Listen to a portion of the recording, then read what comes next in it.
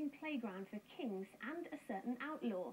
Now parts of Sherwood Forest may be owned and run by the people who live and work in the woodland. The government's considering selling off some of its 9 forestry estates in the East Midlands.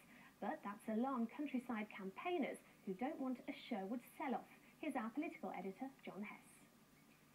As the snow made another appearance among the pines of Sherwood Forest, so did an issue some hoped had melted away in the undergrowth.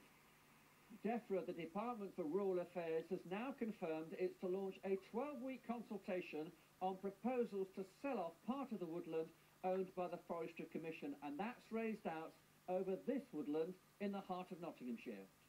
The prospect of the government offloading this woodland and its 3,300 acres to new owners worries the ramblers, including this former Sherwood MP. I think the big players will come in, buy the forests, destroy them, and we'll lose a really valuable asset. John Peck is the type of residents' leader that DEFRA want to interest in running the forest by transferring the ownership to a community cooperative. I honestly think that's a non-starter. I can't imagine there'll be a queue of local people who've got the time, the inclination or the capacity to take on what is a considerable enterprise. Forest management is not really our line. Major Oak, Robin Hood's legendary hideaway, isn't in the government's sights.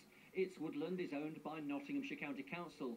The target is the Forestry Commission. I'd like to see organisations like the National Trust, the Woodland Trust, people who really have a passion for our historical woodlands, who are going to look after it, protect it and preserve it for the future. And quite frankly, I trust those organisations much more than I would any government or local authority.